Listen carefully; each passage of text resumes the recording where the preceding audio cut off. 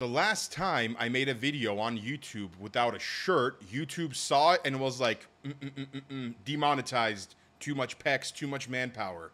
And that kind of bothered me because who doesn't at some point, while they're in their own house, not wear a shirt? It's a very normal thing not to wear a shirt in your own house. I feel like YouTube jumped to conclusions very quickly.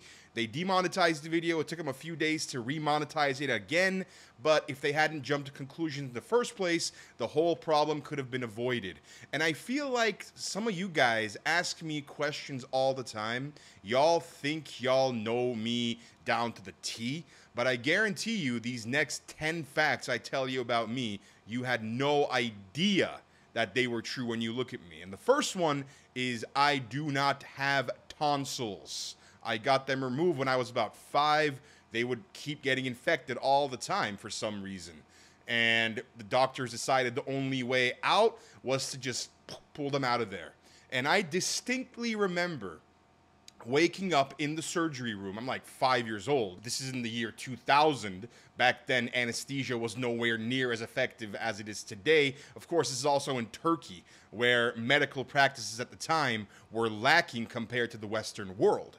I remember waking up after my surgery was done and seeing the doctor, the surgeon, holding my tonsils in his hand, and he threw them away into a garbage bag. And then I blacked out again. The second thing is I went to 11 schools in 12 years. I was that kid. I was that kid who every year, oh, we got a new student. And then I'd walk in through the door and everyone's looking at me awkwardly like, hey, new student, what's up, bro? Hey, you want to come sit at our table? No, we're full. Okay, go sit over there. Just every year, that was the new song and dance, or the old song and dance it became. It just got very, very repetitive to keep changing schools, and it was a pain every single year because I would settle in finally after a year. I start to know a lot more people, and then my parents would be like, yeah, we're moving again. So you're going to switch schools again. And I'm like, fuck! These schools, by the way, were in 3 different countries in Turkey, America, and Canada. Numero tres is I wrestled for 8 years. I know you look at me, you see peak performance. There was a time when it was even peaker performance, and I could throw a person around like he was nothing. Wrestling was one of the first things I ever discovered in my life where I loved it with every inch of me. I couldn't wait to get back into the wrestling room and practice. It was so hard, it was so grueling, and I loved it. It was also very, very rewarding. You leave practice, you feel like a warrior at the end of it. It was a lot of fun, it was very, very hard, and looking back now, I learned so many life lessons on those mats. Chief among them being consistency evolving into persistence. And the only way to do that is to just keep trying again and again and again and again until eventually you get it right. Number 4 is I haven't been in a street fight since I was 16, and I learned a very valuable lesson which made me decide to never have a street fight again unless I absolutely needed to. At the age of 16, I was at a winter camp in December with some friends, and me and some other kid there, we got in a fight, a full-blown fist fight. And I'm no stranger to fistfights. I've been in so many of them when I was younger. I was kind of a troublemaker in school. I would always get into fights. This fight was a little bit different. It lasted about 15, 20 seconds. But when it was over, I remember feeling something in my finger.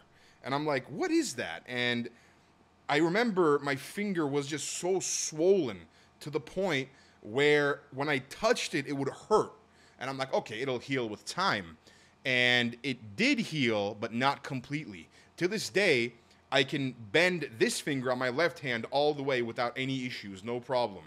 But this finger, I can't bend it back further than this because it starts to hurt pretty bad. This one, no issues, but this one, yeah, right there. And that is a result of one of the punches I threw at that kid in that fight in that winter camp. And I'm like, wow. I just got a lifelong disability, although it's not a big deal. I'm like, this was a finger disability. Not a big deal, but what if it was something worse? What if it was my hand, or what if it was my arm? And if I keep fighting, it's gonna be probably something else. So I need to stop getting in fights because it's not good for me.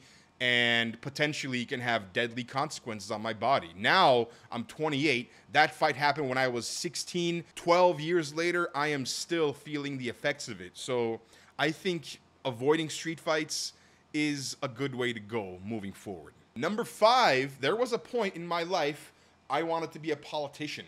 Yeah, a politician.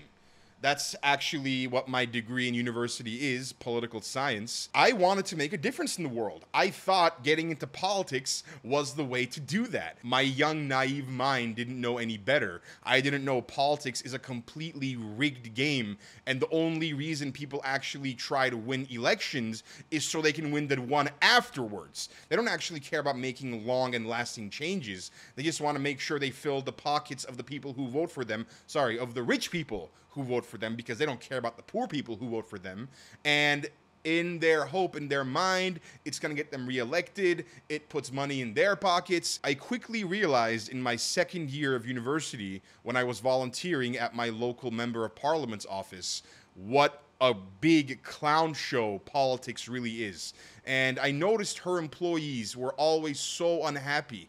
This is the member of parliament's employees, a federal member of parliament, one of like 300 people who actually holds a seat in the House of Commons in Canada, the most important people in the country. Her employees were making such little money that they couldn't afford to buy a bus pass. I'm like, is this really the way our country works? And to my surprise, it was far worse than that. Because to pass any law, to make any change, no matter how minuscule it is, it's got to be approved and ratified by like 40 different committees. And then it goes to some other committees and then to another voting. It's just a very big clusterfuck of a situation. And I realized, yeah, this is not for me. I don't want to be someone's puppet. And I quickly left trying to become a politician. Number 6 is my pet peeve, and it comes down to a type of person I cannot stand, and that's bullshitters. I can't stand people who bullshit. I'm talking about the people who have bullshitting as a personality trait, and they can't give you a straight answer ever without bullshitting you or without beating around the bush. If I ask you a simple question, I expect a simple answer back. I don't need this whole hullabaloo of walking around the bushes, touching it a little bit, trying to ruffle the feathers, and then giving me an answer. I don't need that shit in my life. Also, most of the time, people who bullshit know that they are lying, and they know the person listening to them knows that they are lying, yet they continue to bullshit anyway.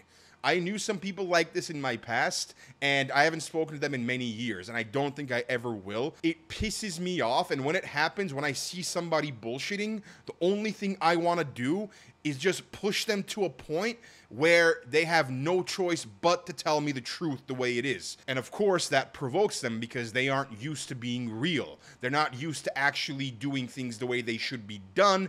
In their own mind, they have to bullshit because that's what they've done their entire life. So my solution to that is just stay away from me, you derelict. Get away from me and never come back. Easy solution. Number 7, seafood. Oh my goodness, bro. Seafood is the greatest and tastiest food on the planet. If you live in the sea, you are probably very delicious. It doesn't matter if you're seaweed. It doesn't matter if you're a crab. It doesn't matter if you're a whale. It doesn't matter if you're a shark. You probably taste really good, and I will eat you. If you're from the sea and you are presented to me on a plate, I will devour you and I will enjoy every second of it. I think my love for seafood comes from the fact that I grew up for the first 8 years of my life in Istanbul, Turkey. And Istanbul is known for having incredible seafood. There's a lot of restaurants, a lot of fish salesmen everywhere on the streets, and they get very creative with their seafood. It is absolutely mind-numbingly tasty. My favorite food of all time is calamari. Whenever I go to any restaurant, if they have calamari on the menu, I am 100% ordering it. Number 9, I have very intense ADHD. Not bad or severe. Intense. I have a very hard time focusing on only one task. At any given point, there's probably 9 to 10 different topics running through my mind, and I have to really quickly isolate the one I want to focus on. It's actually the reason I have these fidgets at arm's length at all time. I have so many of these things, just things that I can put in my hands and play with. Even now when I'm recording this video, I have one in my hand the entire time, because when I have something like this, it kind of helps my mind calm down a little bit, and it really makes it easier for me to focus on one thing at a time and get that done. Otherwise, my mind is just racing from one thing to the other. I can be here talking to you guys, and the next millisecond, I'll be thinking about a conversation I had in grade 3. Then the next millisecond, I'll be thinking about how I got off public transit the wrong way that one time in 2014. It's just non-stop. These things are just coming and going. The thoughts are flowing in at record pace on steroids. I'll be having a conversation with somebody. They'll be talking to me, looking me in the eyes, and I'm trying to focus on what they're saying, but my mind is literally focusing on their hair follicles and whether or not they have a crease in their shirt. My attention goes to that completely. I tried taking meds in the past. I did that for a few months, but then their potency wore off, and I'm like, yeah, this isn't good.